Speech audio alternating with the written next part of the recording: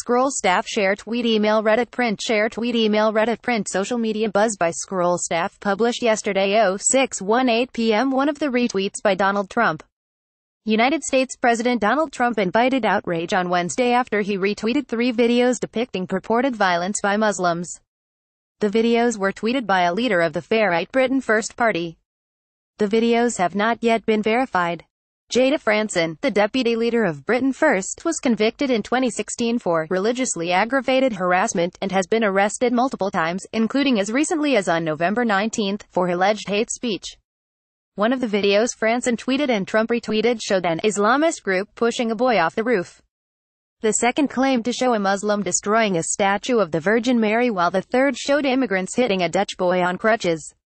The retweet soon met with condemnation by several Twitter users, while Franson herself expressed happiness by saying, "God bless you, Trump," and "God bless America." The President of the United States, Donald Trump, has retweeted 3 of Deputy Leader Jada Fransen's Twitter videos. Donald Trump himself has retweeted these videos and has around 44 million followers. God bless you, Trump. God bless America. OCS at Jada but real Donald Trump pic.twitter.com Bacactra 9 Jada Franson at Jada November 29, 2017 video Islamist mob pushes teenage boy off roof and beats him to death pic.twitter.com Concept Jada Franson at Jada November 29, 2017 video Muslim destroys a statue of Virgin Mary pic.twitter.com Kerfkert Jada Franson at Jada November 29, 2017 video Muslim migrant beats up Dutch boy on crutches pic.twitter.com 11 LGBFFJDQ Jada Franson at Jada November 28, 2017 Jada Franson is a wretched human being, and no matter what expectations one has for him, it's revolting and actually shocking that Trump is retweeting multiple hate-mongering videos from her of random Muslims doing bad things. Glenn Greenwald at Greenwald November 29, 2017 Trump's not only gone fascist in his retweets, he's tweeting about himself in a way that belies he's lost the plot.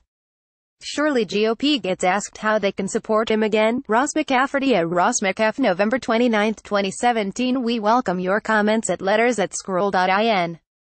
Donald Trump for Right Britain First Jada Franson sponsored content by published November 17, 2017 01:53 p.m. created using IMG Flip share tweet email Reddit print share tweet email Reddit print Having come of age in the age of the internet, millennials had a rocky start to self-expression. Indeed, the internet allowed us to personalize things in unprecedented fashion, and we really rose to the occasion. The learning curve to a straightforward firstname.surname@____mail.com email address was a long one, routed through cringeworthy email ids like coolgal1234@hotmail.com. You know you had one. Making a personalized email id was a rite of passage for millennials after all. Declaring yourself to be cool, a star, a princess or a hunk boy was a given, for how else would the world know?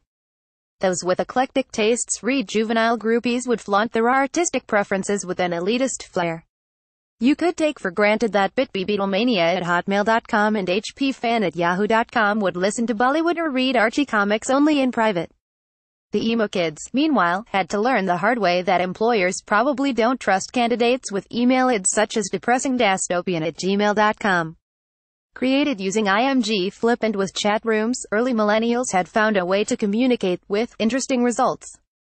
The oldest crop of millennials, 30-year-olds, learned to deal with the realities of adolescent life hunched behind anonymous accounts, spewing their teenage hormone-laden angst, passion and idealism to other anonymous accounts. Skater_chick could hide her ineptitude for skating behind a convincing username and a skateboard-pedaling red-haired avatar, and you could declare your fantasies of world domination, armed with the assurance that no one would take you seriously.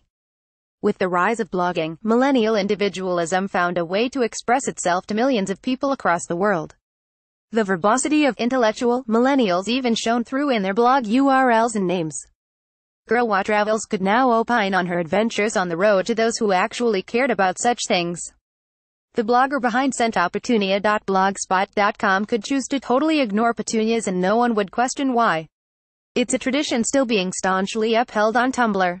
You're not really a Tumblrer if you haven't been inspired to test your creative limits while crafting your blog URL. Fantasy literature and anime fandoms to pop culture fanatics and pizza lovers, it's where people of all leanings go to let their alter ego thrive. Created using IMG Flip, and of course social media became the new front of self-expression on the internet. Back when social media was too much of a millennial thing for anyone to meddle with, avatars and usernames were a window into your personality and fantasies. Suddenly, it was cool to post emo quotes of Meredith Grey on Facebook and update the world on the picturesque breakfast you had or not. Twitter upped the pressure by limiting expression to 140 characters, now 280 have you heard, and the brevity translated to the Twitter handles as well. The trend of sarcasm and wit-laden handles is still alive well and has only gotten more sophisticated with time. The blogging platform Medium makes the best of Twitter intellect in long form. It's here that even businesses have cool account names. Self-expression on the internet and the millennials' love for the personalized and customized has indeed seen an interesting trajectory. Most millennial adolescents of yore, though, are now grown-ups, navigating an adulting crisis of mammoth proportions. How to wake up in time for classes, how to keep the boss happy, how to keep from going broke every month, how to deal with the new F word, finances don't judge, finances can be stressful at the beginning of a career. Forget investments, loans, and debts. Even matters of simple money transactions are riddled with scary terms like beneficiaries, NEFT, IMPS, RTGS, and more. Then there's the quadruple checking to make sure you input the correct card, IFSC, or account number. If this wasn't stressful enough, there's the long wait while the check is cleared or the fund transfer is credited. Doesn't it make you wish there was a simpler way to deal with it all? If life could just be like, created using IMG Flip, lo and behold, millennial prayers have been heard. Airtel Payments Bank, India's first, has now integrated UPI on its digital platform, making banking over the phone easier than ever. Airtel Payments Bank UPI, or Unified Payment Interface, allows you to transfer funds and shop and pay bills instantly to anyone anytime without the hassles of inputting any bank details, all through a unique virtual payment address.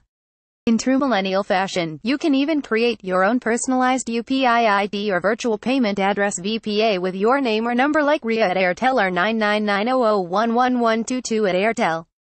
It's the smartest, easiest and coolest way to pay, frankly, because you're going to be the first person to actually make instant, costless payments, rather than claiming to do that and making people wait for hours.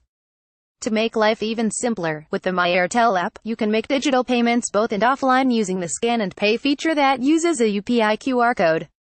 Imagine, no more running to the ATM at the last minute when you accidentally opt for card or don't have exact change to pay for a cab or coffee. Opening an account takes less than 3 minutes and remembering your VPA requires you to literally remember your own name. Get started with a more customized banking experience here. This article was provided by the Scroll marketing team on behalf of Airtel Payments Bank and not by the Scroll editorial team.